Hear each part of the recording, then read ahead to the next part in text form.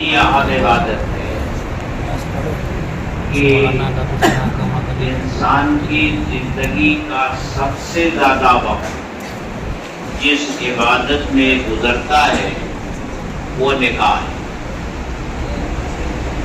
ابھی ہم نے اور آپ نے مغرب کی نماز پڑھی، فرض پڑھتے ہوئے کتنی دیر لگی اور پھر سنت سے فارغ ہو گئے۔ اسی طرح عشاء کی نماز میں کتنا وقت لگتا ہے، ہر نماز کے بارے میں آپ سوچ لیجئے کہ کتنا وقت لگتا ہے، کتنے مختصر وقت میں نماز پڑھ لی جاتی ہے۔ رمضان المبارک آ رہا ہے، روزے کی عبادت 1 مہینے تک چلتی ہے اور حج کی عبادت اگر اصل ایام گنے جائیں تو وہ چند دن ہیں، لیکن اگر آنے جانے اور سفر میں جو ایام گزرتے ہیں وہ بھی جوڑ لیے جائیں تو آج کل 40 دن میں آدمی جاتا ہے چلا آتا ہے، تو وہ 40 دن کی عبادت سمجھ لیجیے۔ لیکن نکاح ایک ایسی عبادت ہے کہ جب ایک لڑکا اور ایک لڑکی رشتے ازدواج میں منسلک ہوتے ہیں، یہ عبادت یہاں سے شروع ہو جاتی ہے اور جب تک اس رشتے میں دونوں جڑے رہتے ہیں نکاح کی عبادت باقی رہتی ہے، گویا پوری زندگی نکاح کی عبادت باقی ہے۔ آدمی کسی دوسرے عمل میں مشغول ہے تب بھی نکاح کی عبادت اپنی جگہ پر باقی ہے۔ اتنی اہم عبادت ہے نکاح، اور نکاح کے تعلق سے اللہ کے رسول صلی اللہ علیہ وسلم کی صاف ہدایت ہے کہ برکت والا نکاح وہ ہے جس میں خرچ کم سے کم خرچ ہوگا، اتنا زیادہ اس نکاح میں برکت۔ شریعت نے نکاح کو بہت آسان بنایا تاکہ ہر امیر غریب کی دسترس میں نکاح کرنے کا عمل رہے اور نکاح کرنا چاہے کر۔ لیکن ہندوستانی معاشرے میں رہتے ہوئے برادران وطن سے بہت سے معاملات میں ہم اتنے متاثر ہو گئے ہیں کہ ان کے یہاں نکاح میں جو رسوم اور جو رواج چلتے ہیں تقریباً وہی رسوم اور رواج ہمارے یہاں بھی آ گئے اور انہی کے نقش قدم پر ہم چل رہے ہیں۔ علماء نے لکھا ہے کہ ہندوستانی مسلمانوں نے اگر صرف نکاح کو شریعت کے مطابق بنا لیا ہوتا تو اسلام کی دعوت کے لیے ہندوستان میں صرف یہی ایک عمل کافی تھا۔ اسلام کی طرف لوگوں کو بلانے کے لیے، عملی طور سے اسلام کی ترغیب دینے کے لیے صرف یہی ایک عمل کافی تھا، لیکن ہماری معاشرتی زندگی پوری طرح یہاں برادران وطن کی معاشرتی زندگی سے متاثر ہے۔ ہر جگہ ان کی چھاپ ہمیں نظر آتی ہے، اس لیے ہمارے یہاں بھی شادی بیاہ میں ایسی بہت ساری غیر شرعی چیزیں گھس آئی ہیں جن کا نکالنا انتہائی مشکل ہو گیا ہے۔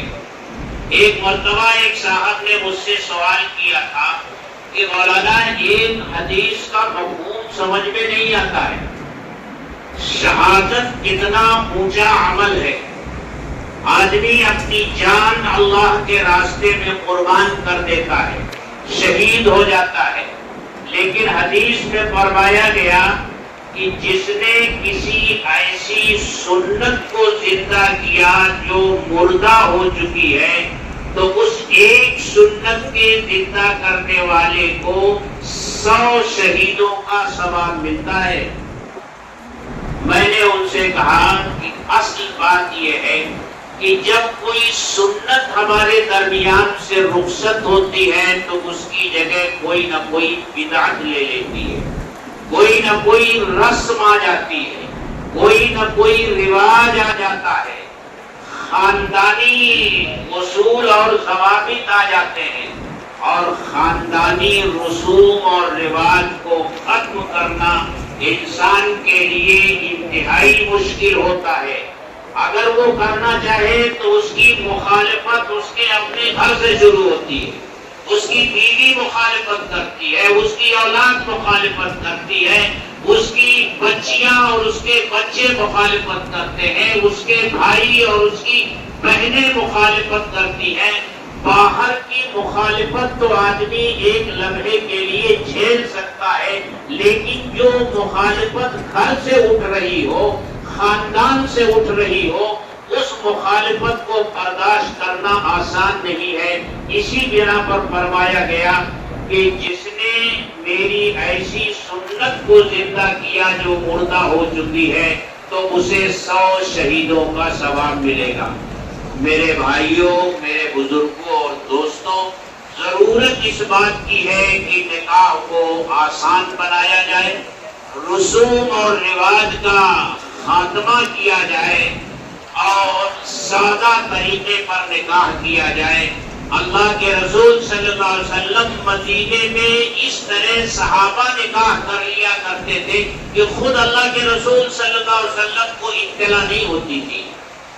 صحابہ کے لیے اس سے بڑی فضیلت کی بات کیا ہو سکتی تھی کہ ان کا نکاح اللہ کے رسول پڑھائے، ان کے نکاح کی مجلس میں اللہ کے رسول شریک ہو۔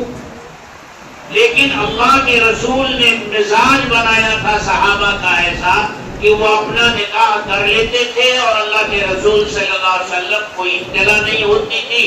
ایک صحابی آئے، ان کے کپڑے پر خوشبو کے رنگ لگے ہوئے تھے۔ اللہ کے رسول صلی اللہ علیہ وسلم نے ان سے پوچھا یہ کیسا رنگ ہے خوشبو کا؟ تو فرمایا اللہ کے رسول میں نے نکاح کیا ہے۔ اس کو آسان بنانے کی ضرورت ہے، بہت مشکل بنتا جا رہا ہے نکاح، اور اس کو آسان بنانے کی ضرورت ہے۔ اللہ تبارک و تعالیٰ کا ارشاد ہے یا ایھا الذین آمنوا ادخلوا فی السلم کافۃ، اے ایمان والو اسلام میں پورے داخل ہو جاؤ۔ یہودیوں کی طرح آدھا تیکر آدھا بٹیر نہیں کہ نماز پڑھنے آؤ تب تو ہر سنت دیکھو، ہر فرض دیکھو، ہر واجب دیکھو، اور معاملات میں معاشرت میں سنتوں کو بالائے طاق رکھ دو اور اپنی منمانی زندگی گزارو اور اپنی خواہش کے مطابق زندگی گزارو۔ یہودیوں کا یہ طریقہ تھا۔ ان کے بارے میں قرآن کہتا ہے اَفَتُؤْمِنُونَ بِبَعْضِ الْكِتَابِ وَتَكْفُرُونَ بِبَعْضٍ، کیا تم کتاب کے ایک حصے پر ایمان لاتے ہو اور ایک حصے کو چھوڑ دیتے ہو؟ پورے اسلام میں داخل ہونے کا مطالبہ اللہ کر رہے ہیں اور اللہ کے رسول صلی اللہ علیہ وسلم کر رہے ہیں۔ اللہ تعالی ہم سب کو عمل کی توفیق عطا فرمائے۔ گواہ آپ ہیں، دوسرے گواہ یہ کلیم اللہ ہے۔ ویسے جس مجلس میں نکاح ہوتا ہے اس مجلس میں جتنے لوگ موجود رہتے ہیں، ایجاب اور قبول سنتے ہیں، وہ سب نکاح کے گواہی ہوتے ہیں۔ یہ دو گواہ اس لیے رکھے جاتے ہیں تاکہ بوقت ضرورت کا، ورنہ سب کو تلاش کرنا کہاں ممکن ہوتا ہے۔ الحمدللہ نحمدہ ونستعینہ ونستغفرہ ونؤمن بہ ونتوکل علیہ ونعوذ باللہ من شرور انفسنا ومن سیئات اعمالنا، من يهده الله فلا مضل له ومن يضلل فلا هادي له، واشهد ان لا اله الا الله واشهد ان محمدا عبده ورسوله۔ اما بعد فاعوذ باللہ من الشیطان الرجیم، بسم اللہ الرحمن الرحیم۔ يا أيها الناس اتقوا ربكم الذي خلقكم من نفس واحدة وخلق منها زوجها وبث منهما رجالا كثيرا ونساء واتقوا الله الذي تساءلون به والأرحام إن الله كان عليكم رقيبا يا أيها الذين آمنوا اتقوا الله حق تقاته ولا تموتن إلا وأنتم مسلمون يا أيها الذين آمنوا اتقوا الله وقولوا قولا سديدا يصلح لكم أعمالكم ويغفر لكم ذنوبكم ومن يطع الله ورسوله فقد فاز فوزا عظيما صدق الله العظيم وقال النبي صلى الله عليه وسلم النكاح من سنتي وقال فمن رغب عن سنتي فليس مني او كما قال عليه الصلاة والسلام. زين اللہ اور قریبا میں جو کہہ رہا ہوں اسے غور سے میں نے اپنی بیٹی بشرا کا نکاح آپ کے ساتھ بعوض مہر باقی کیا یا آپ نے بشرا بنت حلیفہ اپنے نکاح میں قبول کیا؟ جی میں نے قبول کیا. بارک دعا کریں. الحمدللہ